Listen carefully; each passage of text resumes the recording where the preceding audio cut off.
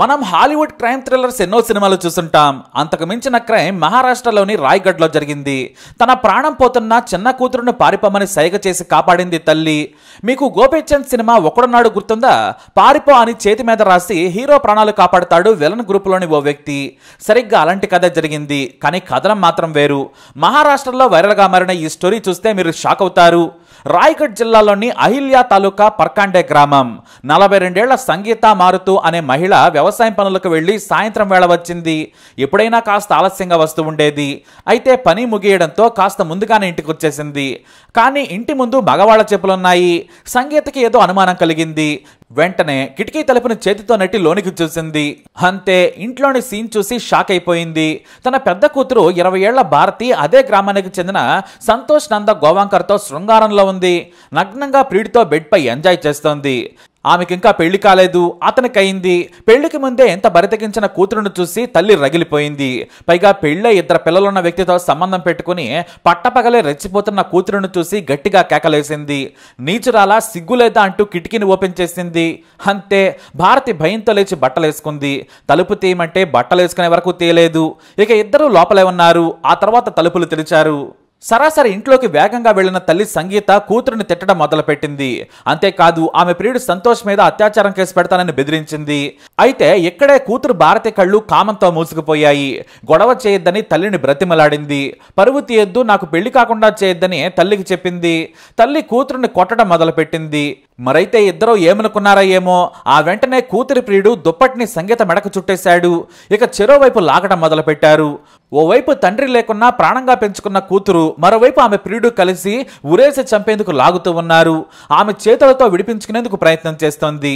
సరిగ్గా అప్పుడే వచ్చిన చిన్న కూతురు సురేఖ ఏదో గొడవ అవుతుందని కిటికీలో నుంచి చూసింది. అంతే, తన తల్లిని అక్క మరో వ్యక్తి కలిసి చంపుతూ ఉండగా చూసింది. అయితే కిటికీలో నుంచి చూస్తున్న చిన్న కూతురును పారిపోమని కళ్ళతో సైగ చేసింది తల్లి సంగీత. పారిపోమని తల ఊపింది. అయితే ఈ చంపే ఇద్దరు కూడా చంపే పనిలో ఉన్నారు. కానీ ఈ సురేఖను మాత్రం గమనించలేదు. అయితే సురేఖ చాలా భయపడింది. ఆ భయంలో కూడా తల్లి సైగలను అర్థం చేసుకుంది. తనను కూడా అక్క చంపేస్తుందన్న భయంతో పరుగులు పెట్టింది. గ్రామ శివారు వరకు పరిగెత్తి ఓ ఆటోలో వెళ్ళిపోయింది. సరాసరి దూర బంధువుల ఇంటికి వెళ్ళింది. భయంగా గడిపింది. ఏం జరిగిందో ఆమె బంధువులకు చెప్పలేదు. తన తల్లికి ఫోన్ చేయొద్దని కాళావేళ్ల బ్రతిమలాడింది సురేఖ. తన అక్కకు కూడా కాల్ చేయొద్దని చెప్పింది. ఇటేమో తల్లి తనను దారుణమైన పరిస్థితుల్లో చూసింది. బ్రతికి ఉంటే తాను ప్రియుడితో ఎంజాయ్ చేయలేననే కసితో చంపేసింది నీచురాలు భారతి. ఇక తల్లిని చంపేశాక కిటికీ ఓచకు వేలాడదీశారు కూతురు భారతి, ఆమె ప్రియుడు సంతోష్. ఆ తర్వాత ప్రియుడిని ఇంటికెళ్ళమని చెప్పింది. ప్రియుడు వెళ్ళిపోగానే మా అమ్మ ఊరేసుకుని చనిపోయిందని లబో దిబ్బమని ఏడవడం మొదలుపెట్టింది భారతి. మా పెళ్లిళ్లు చేయలేక బాధపడుతూ ఉండేది, ఆ బాధతో చనిపోయిందని భారతి ఏడుస్తూ చెప్పింది. బంధువులంతా వచ్చారు. అయితే చిన్న కూతురు సురేఖ ఎక్కడని ఆరా తీశారు. చెల్లెలు ఎక్కడని భారతిని అడిగితే నాకు తెలియదని చెప్పింది. బంధువులంతా వెతికారు, ఫోన్లు కూడా చేశారు. కానీ ఎక్కడ ఆచూకీ తెలియలేదు. అయితే సురేఖ వచ్చాకే అంత్యక్రియలు చేయాలని బంధువులు కొంతమంది వాదించారు. అయితే మరుసటి రోజు వరకు కూడా సురేఖ రాలేదు. దీంతో మృతదేహం వాసన వచ్చే ప్రమాదం ఉందని ఆ మరుసటి రోజు సాయంత్రం అంత్యక్రియలు పూర్తి చేశారు. భారతి ఏడుస్తూ డ్రామాలాడి అందరినీ బురిడి కొట్టించేసింది. ఇక 3వ రోజున సురేఖ మిస్ అయిందని పోలీసులకు ఫిర్యాదు చేయాలని బంధువులు భావించారు. పోలీసులు అనగానే భారతికి వణుకు పుట్టింది. అటు ఇటు తిరిగి పోలీసులు నా వరకు వస్తారేమోనని కంగారు పడింది. వద్దని చెప్పింది. మా చెల్లెలు ఎక్కడున్నా వస్తుంది. అప్పుడప్పుడు చెప్పకుండా కాలేజ్ ఫ్రెండ్స్ దగ్గరకు వెళ్లడం ఆమెకు అలవాటని చెప్పింది భారతి. సరేలే, ఇంకో రోజు చూసి ఫిర్యాదు చేద్దామనుకున్నారు. మరోవైపు సురేఖ దూర బంధువుల ఇంట్లో భయంతో వణకటం మొదలుపెట్టింది. ఆ మరునాడైతే జ్వరం కూడా వచ్చింది. గట్టిగా ఆమె బంధువులు ప్రశ్నించడంతో అసలు విషయం చెప్పింది. మా అమ్మను మా అక్క వేరే వ్యక్తితో కలిసి చంపుతుండగా చూశాను. కిటికీలో నుంచి చూస్తున్న నన్ను అమ్మ చూసింది. బాధతోనే పారిపోమ్మని సైగ చేసింది. నేను భయంతో పారిపోయి వచ్చానని చెప్పింది. దీంతో ఆమె దూరపు బంధువు భయపడొద్దని సరాసరి పోలీస్ స్టేషన్కి తీసుకెళ్లి సురేఖ భయపడుతున్న విషయం చెప్పాడు. పోలీసులు సురేఖకు ధైర్యం చెప్పారు. మేము మీకు తోడుగా ఉంటాం, భయమక్కర్లేదని భరోసా ఇచ్చారు పోలీసులు. ఆధారాలు ధ్వంసమవుతాయనే కంగారుతో వేగంగా వెళ్లిపోయారు. అప్పటికే కొద్దిమంది బంధువులతో ఇల్లు విషాదంగా ఉంది. భారతి ఏడుస్తూ ఇంట్లో నుంచి బయటకు రావడం లేదు.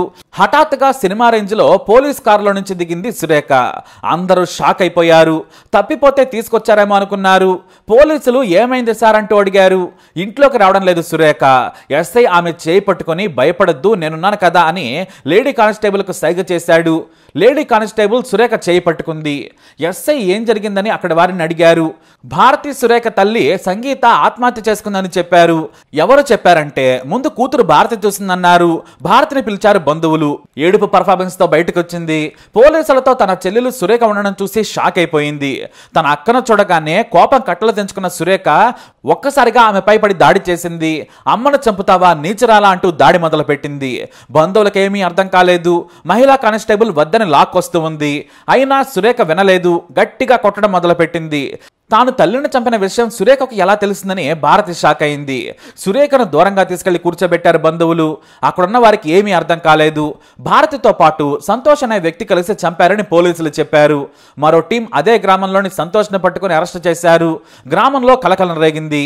సురేఖను ఇంటి దగ్గరే ఉంటావా అని అంటే ఉండనని చెప్పింది. కానీ ఆమె పెదనాన్న తను భద్రంగా చూసుకుంటానని పోలీసులకు హామీ ఇచ్చాడు. చివరకు సురేఖ ఉంటానని చెప్పింది. భారతిని సంతోష్ని అరెస్టు చేశారు పోలీసులు. తమదైన సెల్లో విచారణ చేయడంతో తామే చంపామని ఒప్పుకున్నారు. తమ అక్రమ బంధానికి అడ్డుగా ఉంటుందని చంపేశామన్నారు. అయితే సంతోష్ తన ప్రియురాలు భారతిని లేపుకెళ్లాలనుకున్నాడు. ఆమె కోసం భార్యా పిల్లలను వదిలేయాలనుకున్నాడని విచారణలో తేలింది. ఇక పెళ్లైనా తనకు సంతోష్తోనే జీవితం అనుకుంది. తల్లి తనను దారుణమైన పొజిషన్లో చూడటంతో సంతోష్ను కలవనివ్వదని వేరే వ్యక్తితో పెళ్లి చేస్తుందనే భయంతో చంపానని ఒప్పుకుంది. అయితే తెలివిగా పోస్ట్ మార్టం కాకుండా డ్రామాలాడి ఆపించింది భారతి. పోలీసులకు తెలిస్తే పోస్ట్ మార్టం చేస్తారని తొందరగా అంత్యక్రియలు చేపట్టాలని బంధువులను కోరింది. నా తల్లిని పోస్ట్ మార్టం పేరుతో కోయడం నాకు ఇష్టం లేదని కన్నీళ్లు పెట్టుకుంది. ఇల్లు మొత్తం మరునాడు క్లీన్ చేయించింది. ఆధారాలు దొరకకుండా జాగ్రత్త పడింది. కానీ పోలీసులు మళ్లీ సురేఖ మృతదేహాన్ని బయటకు తీయించి పోస్ట్ మార్టం పంపించారు. హత్యనని తేలింది. అంతేకాదు ఆమె ఒంటిపై గాయాలు కూడా ఉన్నాయి. దీంతో పోలీసులు నీచమైన కూతురును ఆమె పిరిడిని జైలుకు పంపించారు. అయితే సురేఖ చేసిన తప్పేంటంటే స్పాట్లో ఎవరినైనా పెద్దవాళ్ళను కానీ చుట్టుపక్కల వాళ్ళను కానీ పిలిస్తే సరిపోయేది. అప్పటికే భయంతో వణికిపోయింది సురేఖ. ఆ కంగారులో తనకేమీ అర్థం కాలేదేమో. తల్లి చనిపోతుందని తెలిసినా తన ప్రాణాల కోసం పరిగెత్తింది. కానీ కాపాడదామన్న ఆలోచన తనకు రాలేదేమో. ఇక యావత్ గ్రామాన్ని పుష్పాలన చేసింది భారతి. ఆమెనే హత్య చేసిందని పోలీసులు వచ్చి చెప్పే వరకు కూడా తెలియదు. అయితే తల్లి హత్యలో కీలక సాక్షిగా ఉన్న సురేఖ జీవితం ఇప్పుడు ప్రమాదంలో పడింది. ఇప్పటికే ఆమె స్టేట్మెంట్ ని రికార్డ్ చేశారు పోలీసులు. ఆమెకి ఎలాంటి హాని తలపెట్టినా కూడా భారతి లేదా సంతోష్ బంధువులదే బాధ్యతని హెచ్చరించారు. పెదనాన్న ఇంట్లోనే భద్రంగా ఉంటానని చెప్పింది. దీంతో ఈ కేసు ఇప్పుడు సంచలనంగా మారింది. కేవలం శృంగారం కోసం జీవితాంతం కష్టపడి చదివించి పెద్ద చేసిన తల్లినే చంపేసింది నీచరాలు. చనిపోతూ చిన్న కూతురును కాపాడింది తల్లి సంగీత. ఆమె గాని సైలెంట్ గా సైగ చేయకుంటే బహుశా సురేఖను కూడా లోపలికి లాక్కొచ్చి చంపేసేవారేమో. తల్లి చనిపోతూ చేసిన సైగే సురేఖను కాపాడింది. కానీ అదే సైగ సంగీతను కూడా కాపాడుంటే బాగుండేది. అయితే తాము చంపుతుండగా సురేఖ చూసిన విషయం గమనించలేదని పోలీసులకు చెప్పారు భారతి, ఆమె ప్రియుడు సంతోష్. ఇప్పుడిద్దరూ కూడా ఓచలు లెక్క పెడుతున్నారు. వీరికి ఏ శిక్ష పడాలి? మీ అభిప్రాయాన్ని కమెంట్ ద్వారా తెలియజేయండి. ఈ వీడియో అప్డేట్స్ కోసం మై ఛానల్ ఫాలో అవ్వండి. అలాగే తప్పకుండా సబ్స్క్రైబ్ చేసుకోండి.